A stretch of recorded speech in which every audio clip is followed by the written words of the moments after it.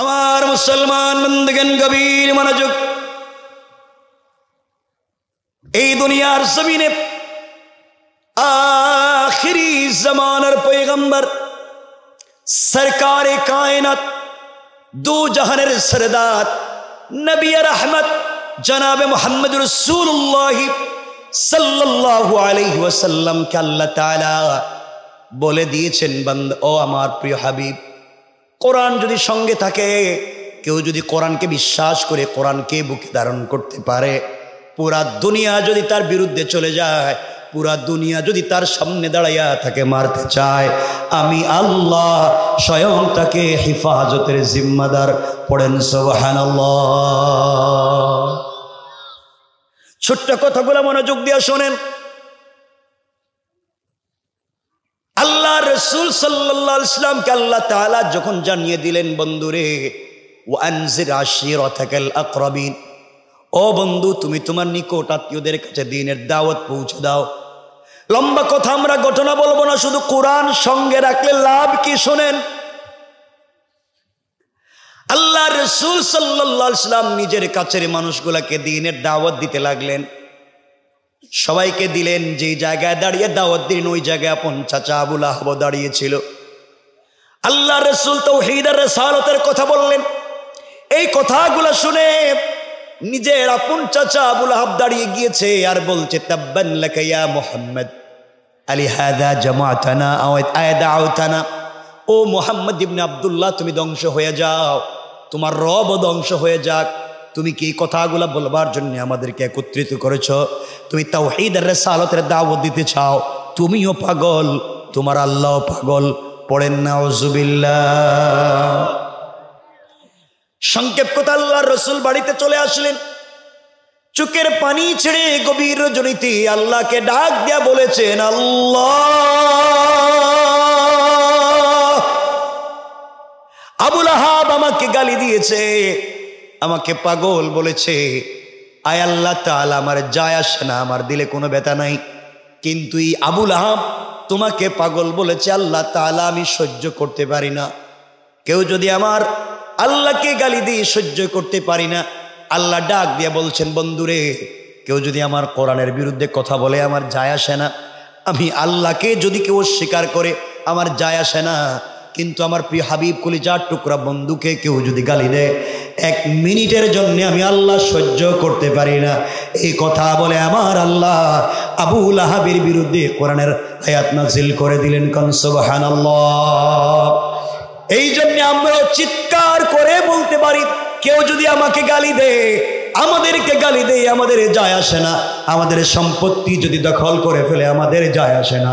কেউ যদি আমাদের প্রিয় হাবিব, আমাদের নেতা রাসূল পাককে কেউ যদি গালি দেয়, তার অস্তিত্ব আমরা বাংলাদেশে চাই না। ঠিক কি নজরে বলেন? শোনেন, এক পর্যায়ে আয়াত নাজিল হয়ে গেল। আমরা লম্বা আলোচনায় যাব না, ঘটনা বলবো না। তাব্বাত ইয়াদা নাজিল হয়ে গেল। নাজিল হতেই পারে, আবু লাহাবের বিরুদ্ধে নাজিল হয়ে গেল, সেটা হতেই পারে। আমাদের মূল উদ্দেশ্য হলো এই সূরার মধ্যখানে একটা আয়াত আল্লাহ বলছেন, ওয়ামরাআতুহু হাম্মালাতাল হাতাব। আল্লাহ বলছেন, বন্ধুরে শুধু আবু লাহাবকে ধ্বংস করে দিয়েছি তা না, ওয়ামরাআতুহু ওই মহিলাকেও ধ্বংস করে দিয়েছি। হাম্মালাতুন ওই মহিলা, হাম্মালাতুন শব্দের 2টা ব্যাখ্যা মুফাসসিরিন ইকরাম তাফসীরের কিতাবে দিয়েছেন। 1 নম্বর হাম্মালাতুন শব্দের ব্যাখ্যা হলো, ওই মহিলাকেও আমি আল্লাহ ধ্বংস করে দিলাম, যেই মহিলা কাঁটাওয়ালা কাঠ এনে রাস্তায় ফেলে দিয়ে রাসূল তোমার দ্বীনের দাওয়াতে বাধা দিত, দ্বীনের দাওয়াত দিতে দিত না, তোমাকে বাধা দিত, ওই মহিলাকেও ধ্বংস করে দিলাম। 2 নম্বর ব্যাখ্যা হাম্মালাতুন, ওই মহিলাকে ধ্বংস করে দিলাম যেই মহিলা মানুষের ঘরে ঘরে বাড়ি বাড়ি গিয়ে তোমার বদনাম করত, সমালোচনা করত, গীবত শিকায়াত করত। ইয়া রাসূলুল্লাহ, ওই বদনামকারী নারীকেও ধ্বংস করে দিলাম। এর অর্থ হলো, যারা দ্বীনের রাস্তায় বাধা দেয়, কোরআনের কথা বলতে বাধা দেয়, ইসলামী আন্দোলনের কর্মীদেরকে বাধা দেয়, দ্বীনের দাওয়াত যারা দেয় তাদের সমালোচনা করে তাদেরকে মারতে চায়, আল্লাহ রাব্বুল ইজ্জত ওয়াল জালাল তাদেরকে 1000 বছর আগে ধ্বংসের ঘোষণা দিয়েছেন। কোন ঠিক না? সুতরাং এই দেশের ভিতরে যারা দ্বীনের দাওয়াত দিতে গেলে ইসলামী আন্দোলনের কর্মীদেরকে জেল জুলুম হামলা মামলার শিকার করে ফাঁসির দড়ি পর্যন্ত নিয়ে যেতে চায়, মনে রাখবেন যারা ওই সমস্ত নোংরামি করে তারা হলো পিতৃ পরিচয়হীন হারামজাদা। ঠিক কিনা জোরে বলেন? গতকালকে দেখলাম বাংলাদেশের একজন জনপ্রিয় একজন আলোচক, আমাদের এক ভাই, কোথায় জানি সাতক্ষীরা না কোথায় প্রোগ্রামে গেছে, তারা ওখানে বেদে বা তারা ওখানে আটকাইয়া নির্যাতন করা হয়েছে। যে সেই তো আলোচক, সে আলোচনায় গিয়েছে, তাকে আমরা কি আলোচনা করতে আমাদেরকে বলছি দাওয়াত করেন নিয়ে আসেন, আপনারাই তো খুঁজে বের করে কথা বলেন না কেন? তাহলে আপনি যাকে নিয়ে আসেন তাকে বেইজ্জত করতে যাবেন কেন? সে যদি অন্যায় করে থাকে সেটার সলিউশন করবেন, সেভাবে কথা বলবেন, তার মুরব্বীদের কাছে বলবেন, তো আঘাত করবেন, নির্যাতন করবেন, আটকে রাখবেন, তাকে হুমকি দমকি দিবেন, মেরে ফেলবেন, এগুলো তো কখনো ভালো কাজ না। কথা বলে না কেন? এগুলা কি ভালো কাজ হতে পারে? এই নোংরামি, এই ট্রেন্ড বন্ধ করতে হবে। এই সমস্ত নোংরামি যারা বাংলাদেশে করে, এরপরে অনেক জায়গায় আছে রাস্তায় হুজুরদেরকে নিজেরাই কর্তৃপক্ষ ওয়াশ করায়, রাস্তায় আবার দাঁড় করে ডাকাতি করে। কথা বলেন না কেন? এটা সত্য কথা বলতেছে, কিন্তু চিন্তা করতে পারতেছেন কত নোংরামি হচ্ছে? আল্লাহ আমাদেরকে হেফাজত করে, বলেন আমিন। জোরে বলেন না। কষ্ট হচ্ছে, অসুবিধা হয়, একটু হাত তুলে দেখান কার কার অসুবিধা হচ্ছে।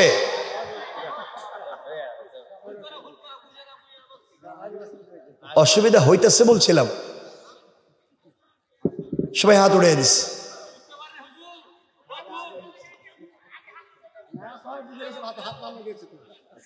কথাগুলো শুনেন, কি বলতে চাই মনোযোগ দিয়ে শুনেন, আসলেই বাস্তবতা বুঝবেন আপনারা মূল আলোচনাটা সংক্ষেপ করলে।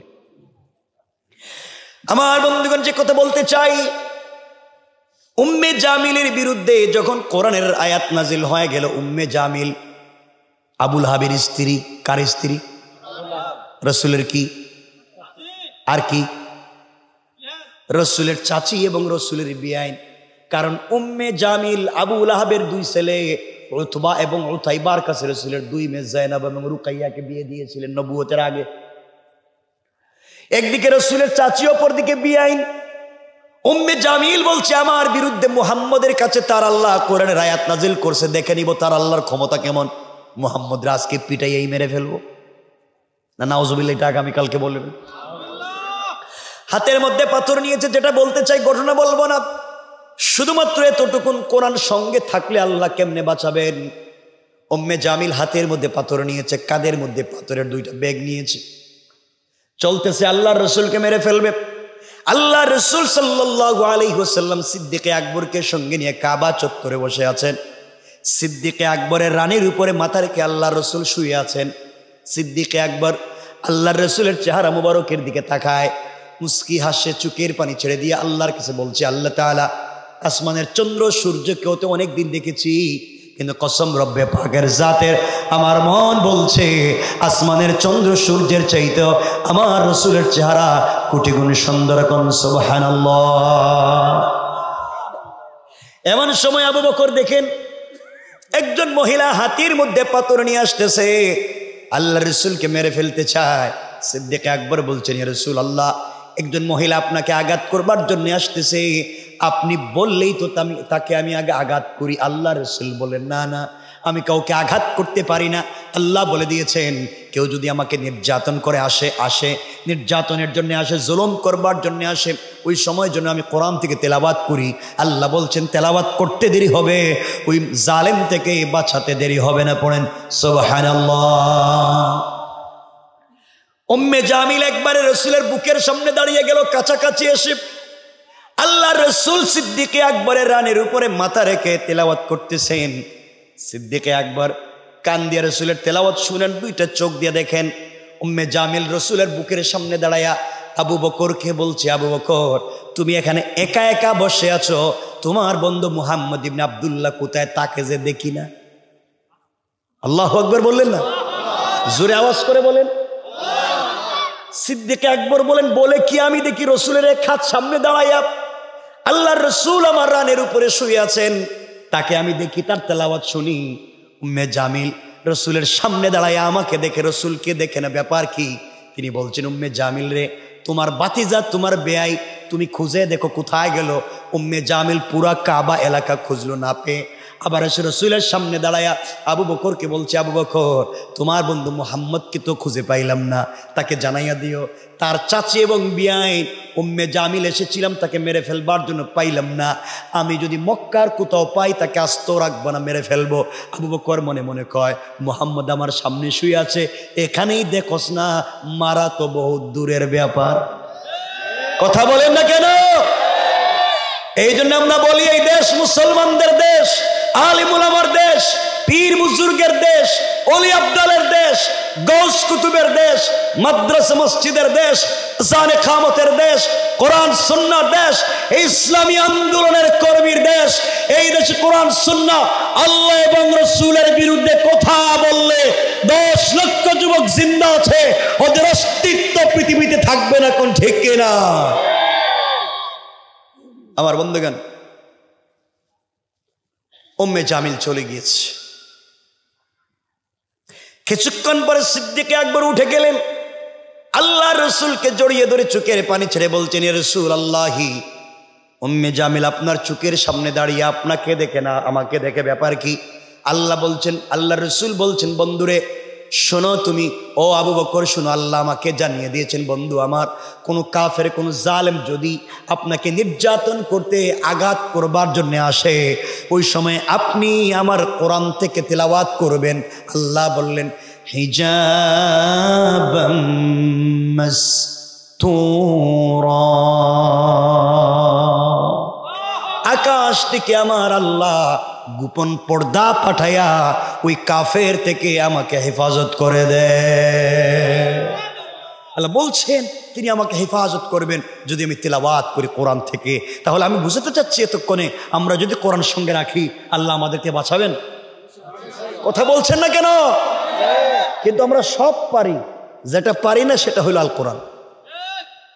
এটার মতো ব্যর্থতা পৃথিবীতে আর নাই। এত ওয়াজ, এত নসিহত, কিন্তু আমরা কোরআন শিখলাম না। কষ্ট হচ্ছে আপনাদের? খুব মনোযোগ দিয়ে শোনেন। 1 মিনিটে আরেকটা কথা বলে আমরা মূল আলোচনাকে সংক্ষেপ করব। আপনাদেরকে আজকে নিয়ে যাব এমন একটা আলোচনার দিকে, হযরতে ফাতেমা রাদিয়াল্লাহু তাআলা আনহার যে জিন্দেগির আলোচনার কথা আমাকে বলছি, একটু আপনাদেরকে নিয়ে যাব ওই জায়গায়। হয়তো হতে পারে আজকের এই কথাগুলো আমাদের পুরা জিন্দেগির পরিবর্তন নিয়ে আসতে পারে। তো আসতে কইলেন, আওয়াজে মনে হইতেছে আপনাদের ঘুম পাইতেছে মনে হয়। একটু হাত তুলে দেখান না, কারা কারা ঘুমায় গেছেন গা? কি তাই এরা হাত তুলে দিকে ঘুমায় নাকি? তা এটি কি তো উল্টা এলাকার লোক নাকি? হাত উঠেও ঘুমায় দিকে।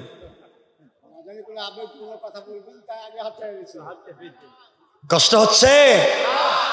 অসুবিধা হয়? এবার সকলে আমার মতো হাত উঠান। বাবা আপনি উঠান না কেন? এই যে উঠান সবাই, সকলে আওয়াজ করে বলেন লিল্লাহে তাকবীর। আরো জোরে বলেন লিল্লাহে তাকবীর, নারে তাকবীর। কিরে ভাই তোর ঘুমাইছে নি? এদিকে চায়, ঘুমাইতেছে। এভাবে করো কেন? আমি কিন্তু সব দেখতেছি, আমি সব দেখতেছি। তো আমার বয়স তো আর 69 হয় নাই, তো কাছাকাছি মনে হয় নাকি? এজন্য বুঝি আমি সব। আল্লাহ তাআলা আমাকে তো কত দুনিয়ায় দেখাইছে, তো সব দুনিয়ায় দেখে, সব পৃথিবীর স্মার্ট দুনিয়াও দেখেছি, কোথাও শান্তি নেই। শান্তি এক জায়গায়, সেটা হচ্ছে রবের কদমে সেজদায়। সেজদায় পড়ে যাও না, রবের সঙ্গে একটু কথা বলো না মন খুলে, দেখবো মন ভালো হয়ে গেছে। কিন্তু আমরা বলতে পারি না। আমরা করি কি, আমরা রাগ করবেন, এটা একটা হাদিস। আমরা করি কি, সেজদায় গিয়ে পড়ি সুবহান রাব্বিয়াল আলা। আল্লাহ বলেন আমি তো বড়। সুবহান, আল্লাহ আপনি পবিত্র, আলা আপনি বড়। আল্লাহ আমি তো জানি আমি পবিত্র, আমি বড়। কি হয়েছে ক? আর কি ক? সুবহান রাব্বিয়াল আলা, আল্লাহ আপনি বড়। আল্লাহ আমি জানি তো বড়, আর কি কিছু চাইবি? সুবহান রাব্বিয়াল আলা, আল্লাহ আপনি বড়। আমি জানি তো বড়, তুই কিছু ক। আল্লাহ সুবহান রাব্বিয়াল আলা, আল্লাহ ঘটনা কি? এক কথাই তো, আমি তো বুঝছি আমি বড়। সাব্বাহতানি, অবশ্য আমি পবিত্র। সাব্বাহতুকা, তোরও পবিত্র বানাইলাম। আলাইতানি, আমাকে বলছে বড়। আলাইতুকা, তোকে দুনিয়া আখিরাতে বড় বানাইলাম। আর কি? সুবহান রাব্বিয়াল আলা। আল্লাহকে জানি তো, কিছু কইবি? এরপরে বৈশা সালাম ফিরাইয়া আল্লাহুম্মা আমিন। আল্লাহ আমার একটা বাড়ি দেও, আমার বাচ্চাটারে ভালো বানাও। আল্লাহকে ঘটনা কি? আগে নামাজে কইলি না? এখন তো বাইরে গেছিস নামাজ থেকে। প্রাইম মিনিস্টারের অফিসে ছিলে, কেউ ছিল না, তখন আমি ছিলাম আর তুই ছিলি। তুই কিছু বললে না আমাকে, এখন বাইরে গিয়ে সেইটা তো সেইটা তো, সেইটা কোন কথা? কথা বলেন না কেন? আমি বলছি না বাহিরে বলতে পারবেন না, অবশ্যই বলবেন, কিন্তু নফল সালাতে, সুন্নত সালাতে সব থেকে উত্তম চাওয়ার জায়গা হলো সাজদা, রুকু এবং রুকু সাজদার মধ্যখান সব থেকে উত্তম চাওয়ার জায়গা। মন খুলে চাইবেন, সব বাদ দিয়া নামাজের শেষে আল্লাহ আল্লাহ হ্যাঁ কিতা এখন কি এতক্ষণ কইছিলি? আমার কথা বুঝেন নাই আপনারা? না বাস্তবতা বুঝেন না? কারণ নামাজের ভিতরে তো কোনো দিকে তাকানো যাবে না, তাকাইলে তো নামাজ শেষ। অন্য ধ্যান করলে নামাজ শেষ। তখন আপনি আর আল্লাহ আর কেউ আছে? তখনই তো বলবেন। কিচ্ছু বললেন না, সালাম ফিরাইয়া নামাজ আসে না গেছে? সালাম ফিরানির অর্থ নামাজে না নামাজ শেষ। তো এখন কি হয়েছে আপনার? কষ্ট পাইলেন আমার কথায়? বলছি ওখানেও দোয়া করবেন, সালাতের পরেও দোয়া করেন, একা করেন, সবাই যেভাবে আপনার ভালো লাগে করেন, কিন্তু মূল ফোকাসটা বুঝাতে চাচ্ছি, দোয়ার একটা জায়গা আছে, চাওয়ার একটা জায়গা আছে। একা একা মানুষ বলতে মজা পায় নাকি? কথা বলে নাকি? যার সাথে যার প্রেম, তার সাথে কি পাবলিকের সামনে সব কথা বলা যায় না গোপনে? তাহলে আল্লাহর আপনি নামাজে আর কেউ আছে? এই গোপন কথা বলতে সুবিধা আছে? ওই সময় আছে হিডিকিতারি। আল্লাহ হেফাজত করুক, বলে না আমিন। খুব মনোযোগ দিয়ে শুনেন কি বলতে চাই। হয়তোবা হতে পারে আজকের আলোচনা অনেকের জিন্দগির পরিবর্তন। খুব মনোযোগ দিয়ে শুনুন আমার বন্ধুগণ। যে কথা বলতে চাইলাম, কোরআন সাথে থাকলে আপনার লাভ কি, কেমনে আল্লাহ বাঁচাইয়া দিবেন, মনোযোগ দিয়ে শোনেন। এই কথাগুলা বলে আমরা আলোচনাকে সংক্ষেপের দিকে নিয়ে যাব, কারণ রাত্র প্রায় 12টা। কথাগুলা মনোযোগ দিয়ে শোনেন, কেমনে কোরআন থাকলে আল্লাহ হেফাজত করবেন। আল্লাহ বলছেন, শোনো মুসলমানেরা, পুরা দুনিয়া যদি অস্ত্র নিয়ে আপনার সামনে দাঁড়াইয়া যায়, গুল হইয়া দাঁড়াইছে, আপনাকে বন্দুক দিয়ে গুলি করবে, আপনি একা। আল্লাহ বলছেন কাউকে স্মরণ করবার দরকার নাই, কোনো নেতা লিডাররে টেলিফোন দেওয়ার দরকার নাই, আমাকে স্মরণ করো। আমি আল্লাহ সকল কাফেরদের সামনে তোমাকে হেফাজতের জিম্মাদার। এই জ্বলন্ত উদাহরণ 1 মিনিটে বলি শোনেন। আল্লাহর রাসূল সাল্লাল্লাহু আলাইহি ওয়াসাল্লাম যেই দিন হিজরত করে মক্কা থেকে মদিনায় চলে যাবেন, ঘটনা বলবো না, শুধু বলবো দেখেন রসুলকে কেমনে বাঁচান আল্লাহ। গভীর রজনীতে আল্লাহর রসুল ঘুম থেকে উঠে গেলেন। জিবরিল আমিন বলছেন আপনাকে হিজরত করতে হবে ইয়াসরিবের দিকে, খেজুর বাগানের দিকে, মদিনার দিকে। আল্লাহর রসুল উঠে গেলেন, হিজরত শুরু করবেন। ওযু করলেন, 2 রাকাত সালাত পড়লেন, রেডি হয়ে গেলেন, ঘরের দরজা খুলে বের হয়ে যাবেন। হঠাৎ শুনেন ঘরের বাহিরে কাফেররা দাঁড়িয়ে আছে, নেজা নিয়া, তীর নিয়া, বল্লম নিয়া পুরা বাড়ি ব্যারিকেড দিয়েছে। আল্লাহর রসুল বের হলে তাকে মেরে ফেলবে। এবার আল্লাহর রসুল আল্লাহকে বলছেন, আল্লাহ তাআলা আপনি বলছেন বের হয়ে যাওয়ার জন্য, এদিকে সকল কাফেররা আমাকে মেরে ফেলবে, ঘর থেকে বের হলেই তো মেরে ফেলবে। আল্লাহ বলছেন, বন্ধুরে তোমার কাজ হলো আমার উপরে ভরসা করে কোরআন তেলাওয়াত করে বের হয়ে যাওয়া, আর সকল কাফেরদের থেকে হেফাজতের জিম্মাদার স্বয়ং আমি আল্লাহ। বুঝবেন? আল্লাহর রাসূল দরজায় পৌঁছে গেলেন, দরজা খুলে বের হয়ে যাবেন। এবার আল্লাহকে বলছেন, আল্লাহ আমি জানি আপনি আমাকে বাঁচাবেন, সন্দেহ নাই। ওয়ালা কিল্লিয়াতমা ইন্না কালবি, কিন্তু অন্তরে প্রশান্তি পাচ্ছি না। আয় আল্লাহ, আপনি যদি আত্মরক্ষা করার জন্য আমাকে কোনো ব্যবস্থা দিতেন তাইলে তো ভাল লাগতো। আল্লাহ বলেন, বন্ধুরে তাইলে তুমি তোমার হাতে কিছু কঙ্কর নিতে পারো, বালি নিতে পারো, অথবা পাথর নিতে পারো, দরজা খুলে কাফেরদের উপরে নিক্ষেপ করে দিতে পারো, এর মাধ্যমে বাঁচাইয়া দিব। আল্লাহ বললেন, বন্ধু আমার। আল্লাহ বললেন, এই কাজ করো। রাসূল পাক বলছেন, আল্লাহ তাআলা কাফেররা ঘরের চতুর্দিকে দাঁড়িয়ে আছে, দরজা খুলে নিক্ষেপ করলে তো সামনের দিকে যাবে, চতুর্দিকের কাফেররা তো আমাকে মেরে ফেলবে। আল্লাহ বললেন, বন্ধুরে তোমার কাজ হলো আমার কোরআন থেকে তেলাওয়াত করে সামনের দিকে নিক্ষেপ করা, আর চতুর্দিকের কাফেরদের চুকে চুকে পৌঁছে দেওয়ার জিম্মাদারি নিলাম আমি আল্লাহ। শুধু তুমি আমার উপরে ভরসা করো। আল্লাহর রাসূল সাল্লাল্লাহু আলাইহি ওয়াসাল্লাম আল্লাহর উপরে ভরসা করে দরজা খুলে ঘর থেকে বের হয়ে পড়লেন, কঙ্কর নিলেন, দোয়া পড়লেন, কোরআন থেকে তিলাওয়াত করলেন, দরজা খুলে সামনের দিকে নিক্ষেপ করলেন। তাকাইয়া দেখেন চতুর্দিকের ডানে বামে পিছনে সকল দিকের কাফেরদের চুকে পৌঁছে গিয়েছে। সবাই চোখ রগড়াতে লাগলো, মুছতে লাগলো। আল্লাহর রাসূল মদিনায় পৌঁছে গেলেন, কেউ দেখলো না। একদিন সুযোগ বুঝে আল্লাহ তার বন্ধুকে বলে, বন্ধুরে ওই দিন তুমি কেমনে ফিরে আসলা? কেউ তোমাকে ধরতে পারলো না, মারতে পারলো না। তুমি না বলছিলা কাফেররা মেরে ফেলবে, দরজা খুলে সামনের দিকে নিক্ষেপ করলা, কেউ তোমাকে মারতে পারলো না, ব্যাপার কি? আল্লাহর রাসূল বলছেন, আল্লাহ তাআলা আমার চাইতে তো আপনিই বেশি জানেন, আমি তো জানলাম না। মারলাম সামনের দিকে, পাথর দেখি গেছে পিছন দিকে। আল্লাহ বলেন, বন্ধুরে তাইলে শোনো, আল্লাহ বলছেন, ওয়ামা রামাইতা ইয রামাইতা ওয়ালাকিন্নাল্লাহা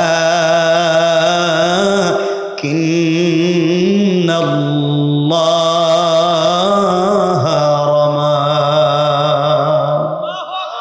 আল্লাহ বলছেন, বন্ধুরে তুমি যখন পাথরগুলা নিক্ষেপ করেছো তখন এটা তোমার হাত থাকে নাই, আমার উপরে ভরসা করবার কারণে আমার কুদরতের হাত হয়ে গিয়েছে, আর আমার হাত দিয়া সকল কাফেরদের চুকে চুকে আমি পৌঁছে দিয়েছি। সুবহানাল্লাহ, জোরে বলেন না সুবহানাল্লাহ। আল্লাহ কেমনে বাঁচাইয়া দিলেন, আমাদেরকে বাঁচাতে পারবেন না? বিশ্বাস আছে? আসেনি, আল্লাহ জানে। এমন বিশ্বাস আছে আমাদের। আরে এই যে ফজরের নামাজে দেখবেন কেউ মসজিদে নাই, ঠিক? এটা ঠিক, আমি জানি, এটা আপনার না বললেও ঠিক, এটা আমার জানা আছে। খুব ভালোবাসা নিয়ে কথাগুলো বলতেছি। এই যে বললাম কোরআন মানুষকে বাঁচাইয়া দিতে পারে, আমরা পারবো না কোরআনকে সাথে রাখতে? বলেন ইনশাআল্লাহ। এই কোরআন সাথে রাখার অর্থ এটাকে প্রতিদিন সাথে নিয়ে ঘোরার জন্য বলছি না। কোরআন সাথে রাখা মানে কোরআনকে বিশ্বাস করা, তার উপরে আমল করে চলা। ইনশাআল্লাহ যদি চলতে পারি, কি হবে আপনাদেরকে এই কথাগুলা বলেই রাত্র কাটায় 12টা আর লম্বা করার দরকার, কিন্তু কষ্ট হচ্ছে কিনা আমি জানি না আপনাদের। যে আপনারা বসে আছেন, কেউ উঠেন নাই, এই জন্য ভালো লাগতেছে, কিন্তু প্রস্রাবের জন্য যদি কেউ উঠেন রাখতে দিন। শুনেন না, আমি বলতেছি, আমি কথা বলতেছি, আপনারা শুনেন, রাগ করবেন না, কেউ উল্টাপাল্টা বলবেন না, আমি কথা বলতেছি, কিন্তু কেউ উঠবেন না। একজন উঠবেন, আমি ওয়াজ রাইখা দিব, আর কিয়ামতের দিন বলবো, আল্লাহ আমি গেছিলাম কথা বলতে, এরা উঠতে চলে গেছে, আমি বলে দিব, কিন্তু চেহারা তো আমি চিনতেছি। এই জন্য কথাগুলো শুনেন আমার বন্ধুগণ। এবার যে কথাগুলো বলতে চাই মনোযোগ দিয়ে শোনেন। কোরআনের উপরে যদি বিশ্বাস থাকে, জীবন কেমনে পরিবর্তন হয়ে যায়। চলার পথে কাকে বন্ধু বানাবেন? বন্ধু এমন লোককে বানানো যাবে না। আজ এমন লোক আছে সমাজের ভিতরে, এমনও সমাজে এমন বাচ্চা আছে, আগেকার সন্তানেরা দেখবেন যদি রাস্তায় বসে খেলাধুলা করতো, 20-30 বছর আগে রাস্তায় বসে সন্তান খেলাধুলা করে, তার বাপ না এলাকার কোনো মুরব্বী রাস্তা দিয়া গেছে, দেখছে, সব ফালাইয়া দিছে দৌড়। কথা বলেন না কেন?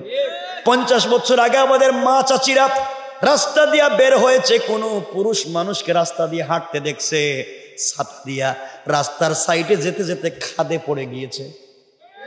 কথা বলেন না? এখন ধাক্কা মারি ফালায় যায়, বল্টু দেখলাম রাস্তা দিয়ে হাঁটে, সাইতো নাই, ধাক্কায় পড়ে গেছে গা। এমন হয়ে গেছি আমরা। আজ সমাজ এত নিচে নেমে গিয়েছে, তো নোংরা হয়ে গিয়েছে। সন্তান বাবার কাছে বলে, আব্বা তোমার কাছে সিগারেট আসেনি? কথা কন লাগে? এগুলা হয় না? ছেলে আর বাপ রাস্তা দিয়ে হাঁটতেছে, মনে হয় দুই দুলাভাই যাইতেছে, বাইরা ভাই না? কি সিগারেট ধরাইছে দুজন, কেন বাবা, এই কি হচ্ছে?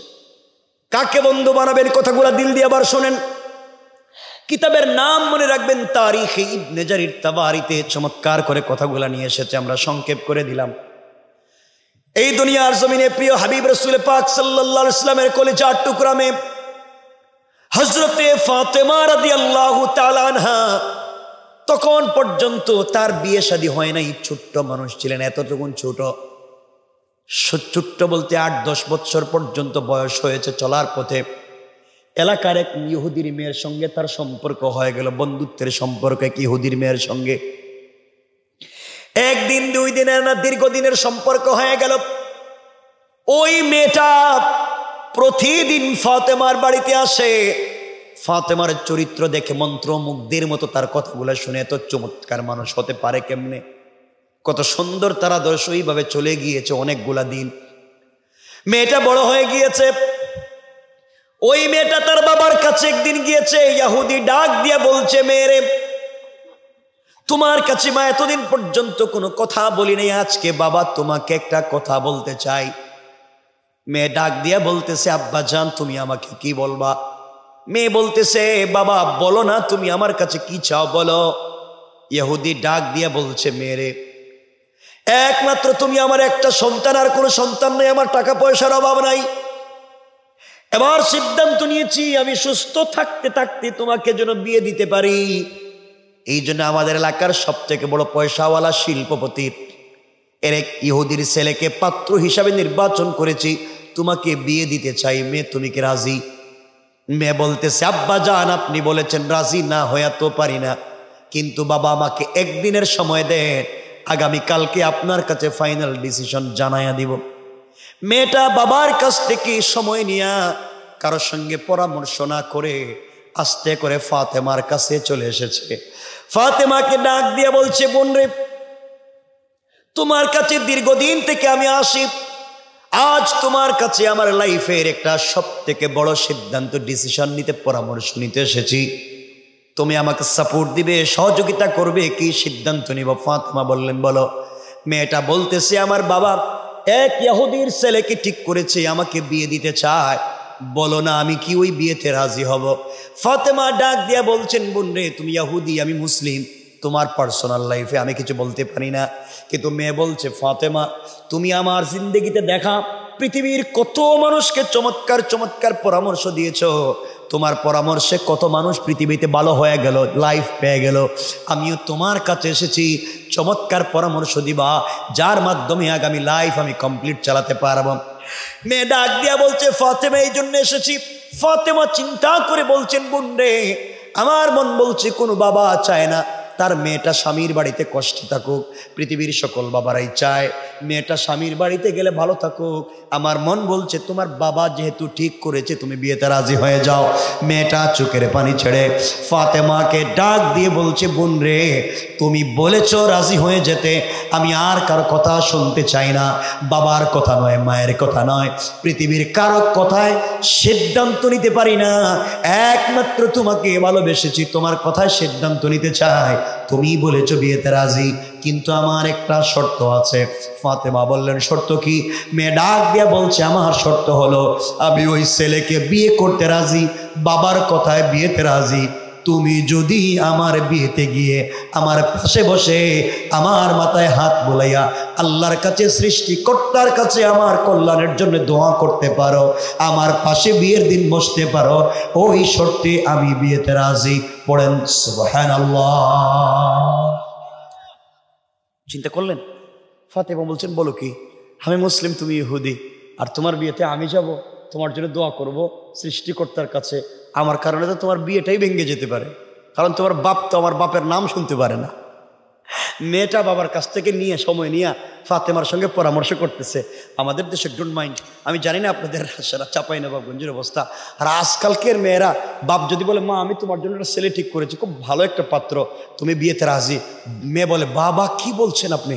আই ডোন্ট নো, আমি তো এগুলো জানি না, কি বলেন? আমি অ্যাডাল্ট, আমি ম্যাচিউর, আমার বড় হয়েছি, আপনি কিসের? আমি তো 5 বছর আগে কাম সাইরা লইছি বল্টুর সঙ্গে, ঠিক কিনা বলেন? আমার তো সম্পর্ক বল্টুর সঙ্গে, তুমি আবার কি বলতেছো? আমি তো আগেইটা শেষ করে দিছি।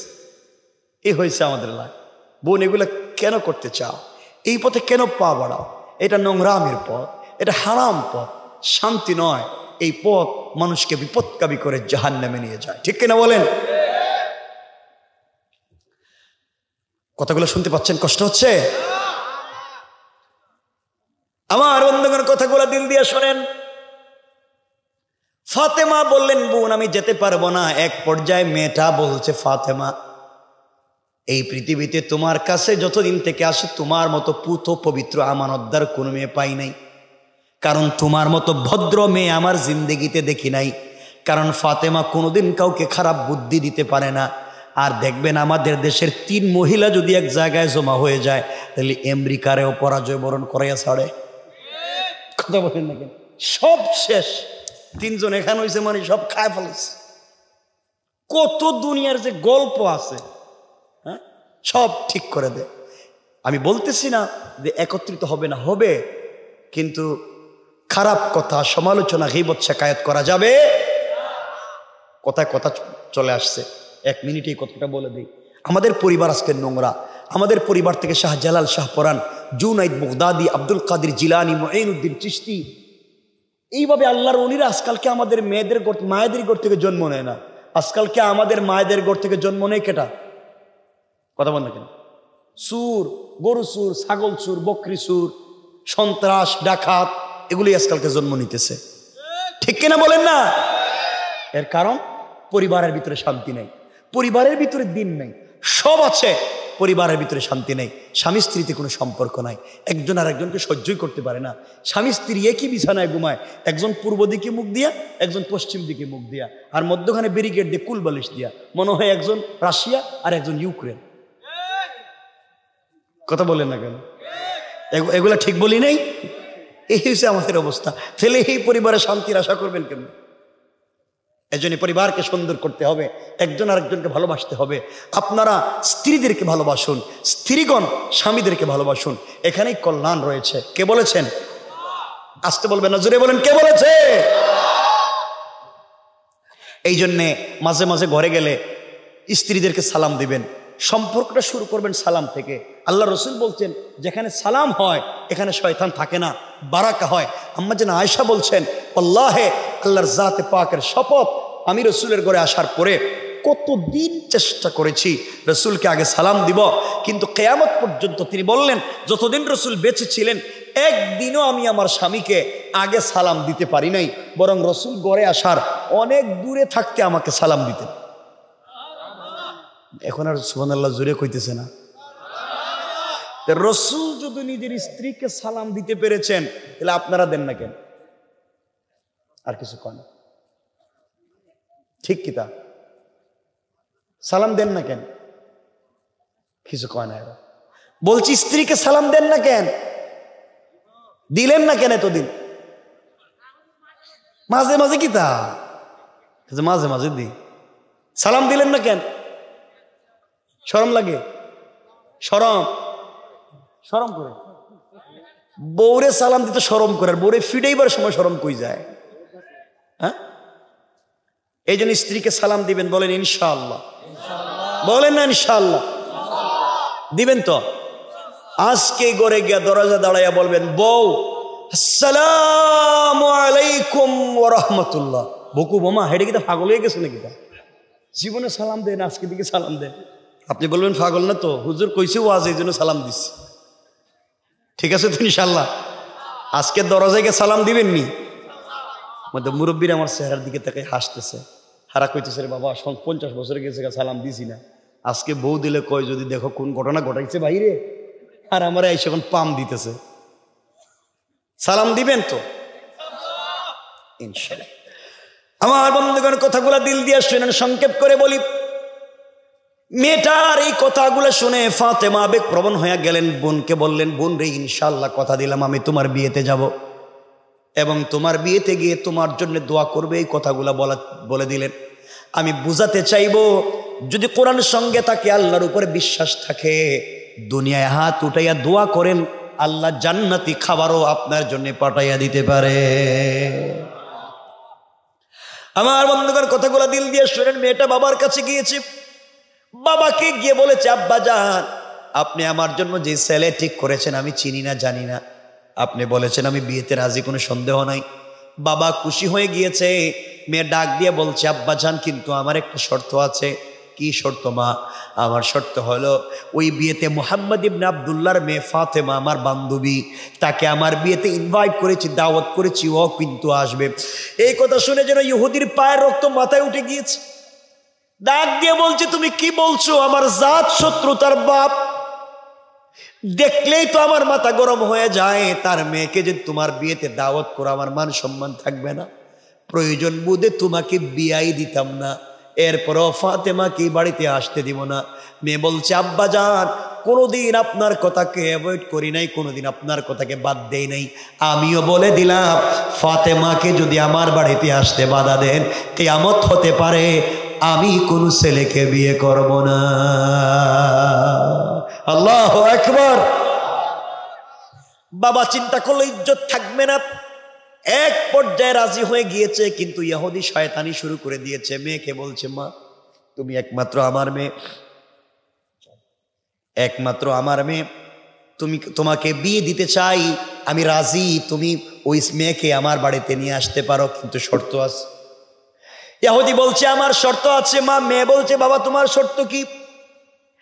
ইহুদি বলতেছে, মেরে আমার বাড়িতে তোমার বিয়েতে আমি যাদেরকে ইনভাইট করেছি, ইনভাইট করবো সবাই টাকাওয়ালার ছেলে মেয়ে, কোটি টাকা দামের সম্পদ নিয়ে আসবে, অর্নামেন্ট জুয়েলারি, দামি দামি কাপড় পরে আসবে। মোহাম্মদ গরিব মানুষ, তার মেয়ে আরো গরিব, জীবনে নতুন জামা কাপড় পরতে পারে নাই, ছেঁড়া কাপড় পরে চলে। সে যদি পুরাতন ছেঁড়া জামা পরে আমার বাড়িতে আসে, আমার মান সম্মান ইজ্জত থাকবে না। সুতরাং সোসাইটি মেনটেন করে আসতে হবে, সামাজিকতা চিন্তা করে আসতে হবে। ফাতেমা যদি তোমার বিয়েতে আমার বাড়িতে আসতে হয়, অবশ্যই নতুন পোশাক পরে আসতে হবে, পুরাতন কাপড় পরে আসা যাবে না। ইহুদির চিন্তা হলো, ফাতেমা নতুন কাপড়ও পাবে না, বিয়েতেও আসতে পারবে না। আর আল্লাহ বললেন, কাফেরেরা রে, তোমরা যে কৌশল করো তোমরা জানো না, তোমাদের কৌশলের চাইতে আমার আল্লাহর কৌশল আরো বড়। আমার আল্লাহ কোরআনে বলছেন, ওয়া মাকারু ওয়া মাকারাল্লাহ ওয়াল্লাহু খায়রুল মাকিরিন। আল্লাহ বললেন, চলার পথে তোমরা যত কৌশল করো তোমরা জানো না, তোমাদের কৌশলের চাইতে আমার কৌশল বড়। ইহুদি তুমি সিদ্ধান্ত করেছো, কৌশল করেছো, ফাতেমাকে বাড়িতে আসতে দিবে না, আর আমি আল্লাহ সিদ্ধান্ত নিলাম ফাতেমাকে ওই বাড়িতে পাঠাইয়া ইজ্জত বাড়াইয়া দিব। কোন সুবহানাল্লাহ। আল্লাহ চাইলে পারবে।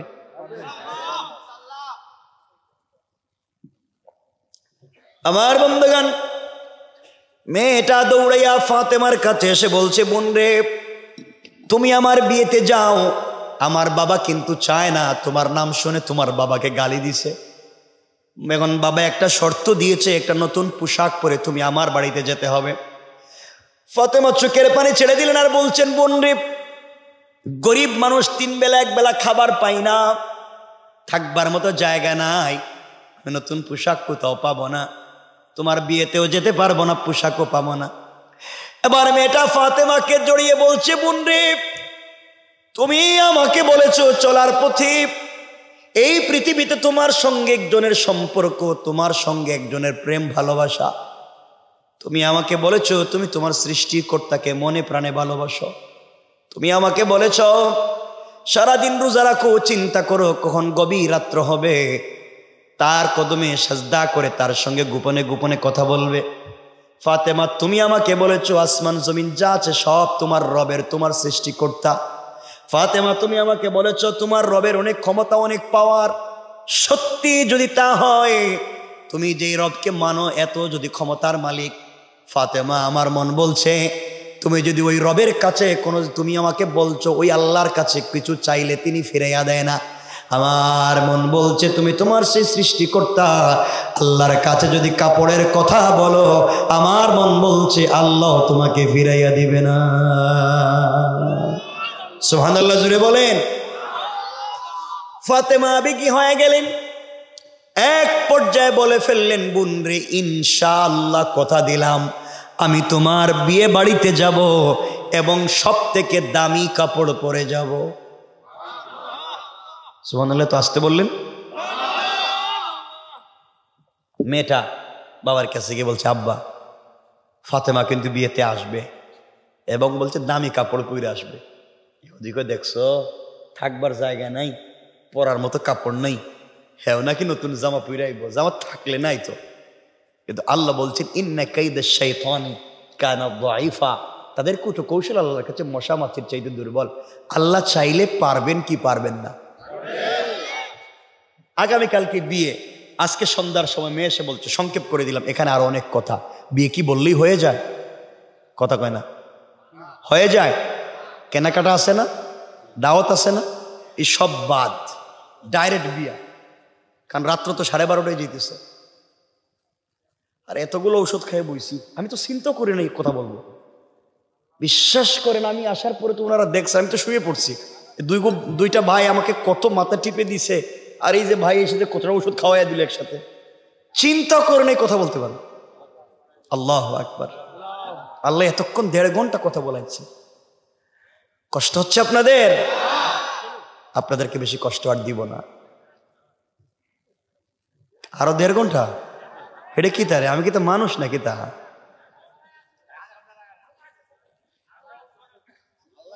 কয়েক মিনিট কথা বলবো, বেশি বলবো না। আরে বলতেছি তোরে বাবা, শুনেন না।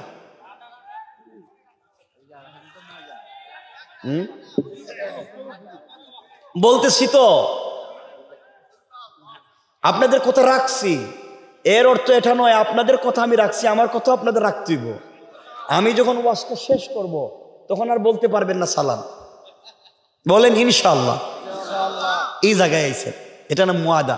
আর হাদিসে বুখারীতে রাসূল বলছেন ওয়ালা দীনা লিমান লা আহদা লা, যারা ওয়াদা দিয়ে ওয়াদা রাখে এদের কোনো ধর্ম নাই। এর অর্থ আমি রেখা দিলে আর কিছু কইতে পারবেন না, কেন এটা ওয়াদা। সালাক শুধু আপনারা না, আমিও সালাক আছি। আমার বন্ধুগণ কথাগুলো দিল দিয়ে শুনেন, এবার কি বলতে চাই মনোযোগ দিয়ে শুনেন, সংক্ষেপ করে দিই। মেয়েটা এসে ফাতেমাকে বলছে, বোন রে আগামীকালকে বিয়ে, তুমি কি কাপড় পেয়েছ? ফাতেমা বলছেন, বোন আমি তো ভুলেই গেছিলাম, কালকে যতর বিয়ে কাপড়ের তো কোনো ব্যবস্থা করি নাই। মেয়েটা কান্না করতেছে। ফাতেমা বলছেন, কান্দিস না, এখন 1 রাত বাকি আছে, আমার আল্লাহ চাইলে তো 1 মুহূর্তেও ব্যবস্থা করে দিতে পারেন। কোন ঠিক কিনা? মেয়ে চলে গিয়েছে ফাতেমা গভীর রজনীতে।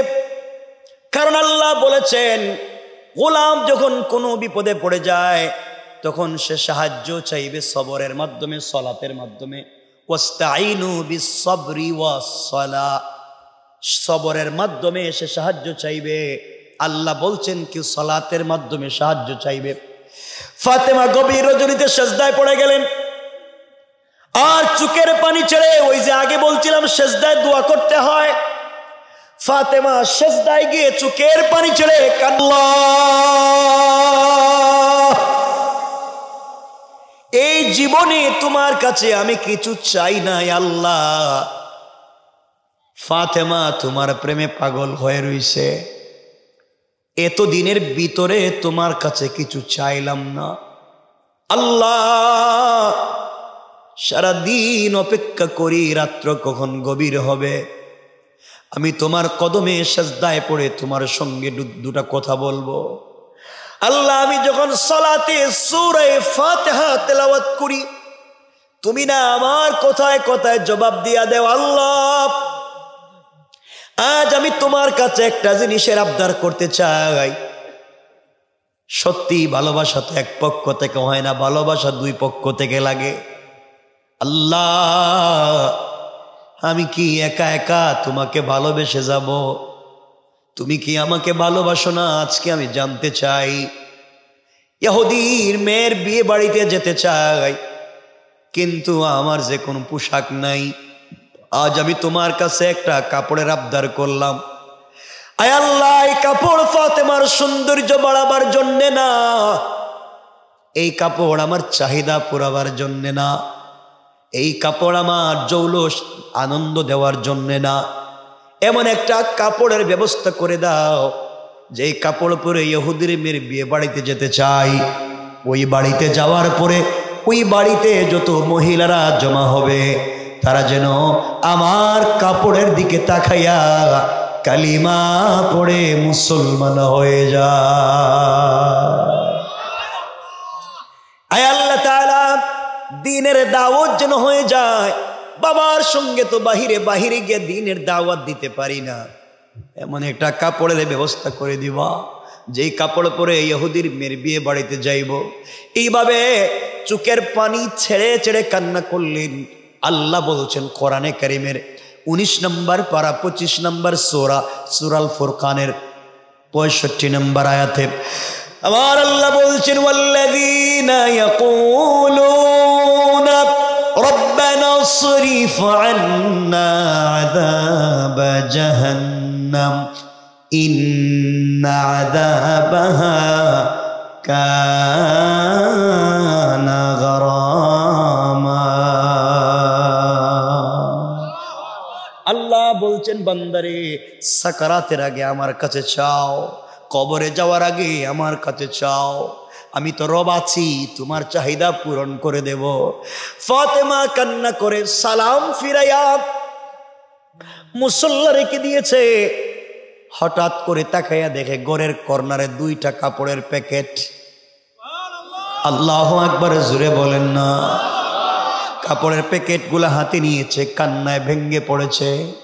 কে রে কাপড় দিয়ে গিয়েছে? দৌড়াইয়া কলিজার টুকরা প্রিয় বাবার কাছে গিয়েছেন। বাবা রাসূল পাকের কাছে গিয়ে জড়িয়ে ধরে বলছেন, আব্বা, সালাতের মধ্যে গিয়ে আল্লাহর কাছে কান্না করে বলেছিলাম, আল্লাহ, আমার যে কেউ নাই, আমার মা খাদিজা যদি পৃথিবীতে বেঁচে থাকতো, আমি ফাতেমার চাহিদা পূরণ করে দিত। আমার মার সম্পদের অভাব ছিল না, আমার মা তো মক্কার সব থেকে বড় ধনী মহিলা ছিল। ও আল্লাহ, আমার মা তো তোমার বন্ধু আমার বাপকে ভালোবেসে সবগুলা সম্পত্তি দ্বীনের রাস্তায় দান করে দিয়ে গিয়েছে। মা আজকে দুনিয়ার জমিনে নাই। আল্লাহ, আমার সঙ্গে তোমার সম্পর্ক। এইভাবে আল্লাহর কাছে দোয়া করেছি। বাবা, কে কাপড়ের প্যাকেট রেখে গিয়েছে জানি না। আল্লাহর রাসূল কাপড়ের প্যাকেটগুলো হাতে নিলেন, একটা কাপড়ের প্যাকেট খুললেন, খুলে দেখেন একটা কাপড়ের প্যাকেটের ভিতরে একটা সালোয়ার, একটা কামিজ, আর একটা প্যাকেটের ভিতরে একটা ওড়না, অর্থাৎ 3টা কাপড়ের সালোয়ার, কামিজ আর ওড়না। জান্নাতের মিজিতে এসেছে জান্নাতে মহিলাদের পোশাক হবে 3টা, সালোয়ার, কামিজ আর ওড়না। আল্লাহ রাসূল তাকিয়ে দেখে এত চমৎকার ডিজাইনের কাপড় দুনিয়ার কোনো ফ্যাক্টরির কাপড় না। ওড়নার ভিতরে এক একটা পাথর লাগানো আছে।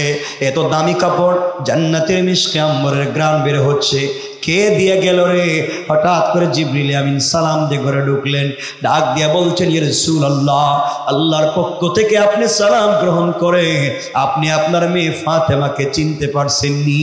এই ভাঙ্গা ঘরে থেকে খেয়ে না খেয়ে আল্লাহর সঙ্গে এমন সম্পর্ক করেছে, আল্লাহর কাছে কাপড়ের আবদার করছে।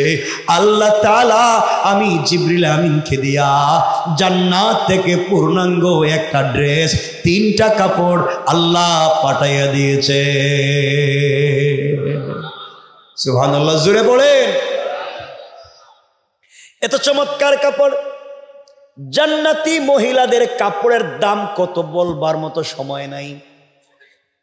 শুধুমাত্র জান্নাতি মহিলাদের উড়নায় যে পাথরের টুকরা রয়েছে, আল্লাহ রাসূল বলছেন, আরশ, কুরসি, লৌহ কলম, জান্নাত জাহান্নাম যা আছে আসমান জমিনে সব যদি বিক্রি করে দেওয়া হয়, জান্নাতি মহিলার ওড়নার মধ্যে স্টোন পাথরের যে টুকরা থাকবে, গ্লাসের টুকরা, ওই টুকরার দাম পর্যন্ত হবে না।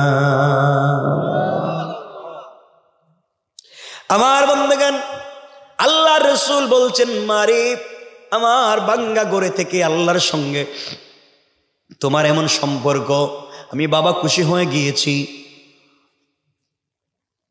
ও মা, তুমি ওই কাপড় পরে আগামীকালকে ইহুদির মেয়ের বিয়ে বাড়িতে যাইবা, পর্দার সঙ্গে যাইবা। কারণ আল্লাহর রাসূল ভালো করে বুঝতে পেরেছেন, মহিলারা যেদিন নতুন পোশাক পরে ওদিন কিন্তু পর্দা করে। পর্দা করে? নতুন পোশাক পরে যে বিয়েতে যায় পর্দা করে? পর্দা করে না। এর জন্য এখানে অনেক লম্বা, আরো লম্বা আলোচনা, ওটা বাদ দিয়ে দিলাম।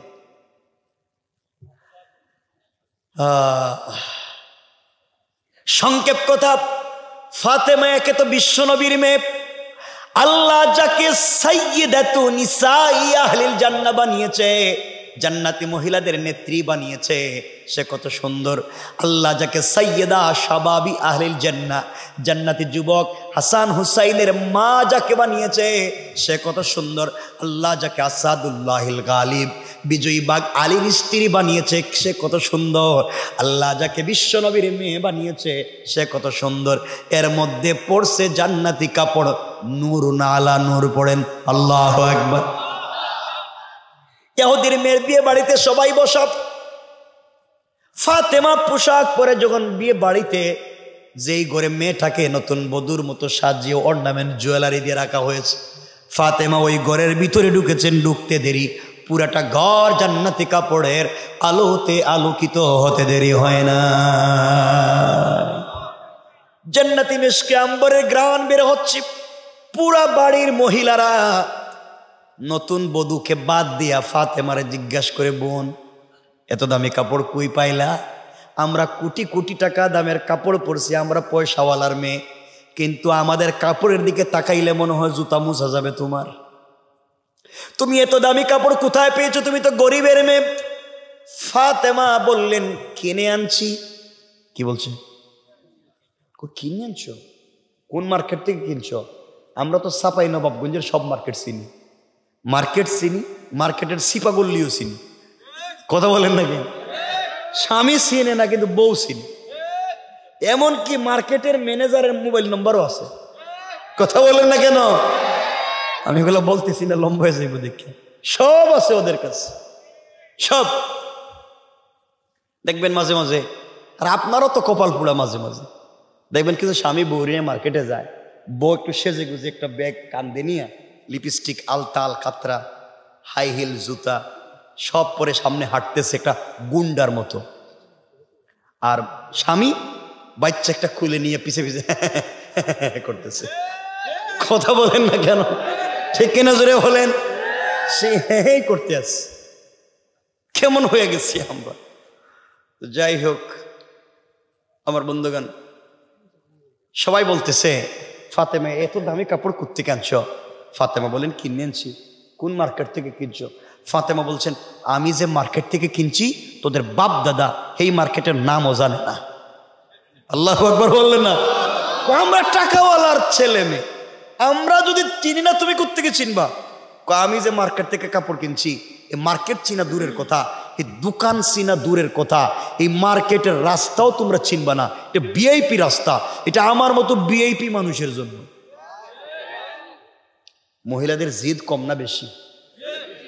যখন ফাতেমা এই কথা বলছে, থ্রেড দিছে, এরা দেখছো নি গরিবের মেয়ে, আমার থেকে থ্রেড দেয়, প্রয়োজন বোধে আজকে বিয়াই হবে না, এই কাপড় লাগবে। সকল মহিলারা তাদের স্বামীদের কাছে গিয়ে বলছে, আজকে বিয়েতে কিচ্ছু খাইতে পারবে না, আগে ফাতেমার মতো কাপড় লাগবে। আচ্ছা হেরা কি পাইবো? কোনো জায়গায় আছে? কোন মার্কেটে আছে? তো সকল মহিলারা এসে ফাতেমাকে বলছে, যার আজকে বিয়ে হওয়ার কথা, হে তার আব্বারে গিয়ে, আব্বা আপনারা কইছিলেন ফাতেমা কাপড় পরতে পারবে না, তুমি আমার যে কাপড় দিছো এই কাপড় দিয়ে তো জুতো মুছা যাবে তার, হে যে কাপড় পরছে তো ধারে কাছেও যায় নাই। আব্বা আমি বিয়েই করতাম না, এই কাপড় লাগবে। লাগছে নি পেস, মানে হে কাপড় পাইব কই? সবাই মিলে ফাতেমারে বুঝায়, বোন এটা কোত্থেকে কিনছ, মার্কেটের নামটা কও। ফাতেমা বললেন, শোনো, যে মার্কেট থেকে কাপড় কিনেছি ওই মার্কেট তোমরা চিনবা না রে। আমি যে মার্কেট থেকে কাপড় কিনেছি ওই মার্কেটের নাম জান্নাত। সুবহানাল্লাহ কোন মহিলার জান্নাত? আমাদের মার্কেটের নাম তো বল্টু মিয়ার মার্কেট, জান্নাত মার্কেটের নাম। দোকান কোন সাইডে? ফাতেমা বললেন, শোনো, যে মার্কেট থেকে কাপড় কিনেছি ওই মার্কেটের নাম জান্নাত, যে দোকান থেকে কাপড় কিনেছি ওই দোকানের নাম জান্নাতুল ফিরদাউস। আর ওই মার্কেটে যে রাস্তা দিয়ে গিয়েছি ওই রাস্তা হলো ইহদিনাস সিরাতাল মুস্তাকিম।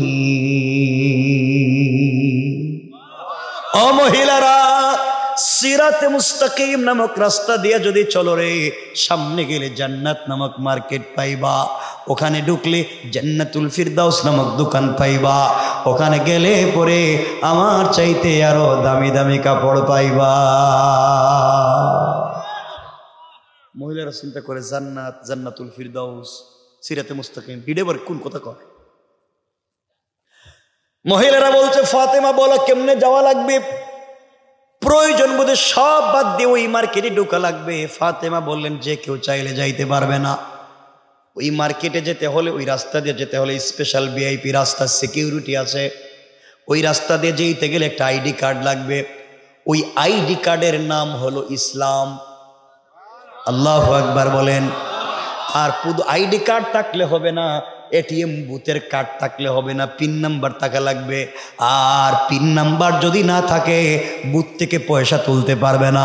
ওই পিন নাম্বার হলো লা ইলাহা ইল্লাল্লাহ মুহাম্মাদুর রাসূলুল্লাহ।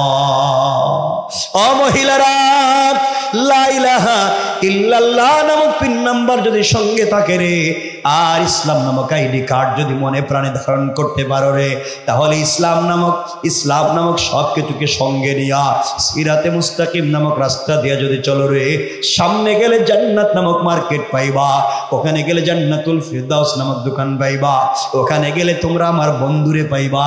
যেই প্রেমিক আমাকে এগুলা দিয়েছে, আমার বন্ধু কিন্তু এই মার্কেটের মালিক। আমার বন্ধুর নাম হলো আল্লাহ। আল্লাহু আকবার বলেন।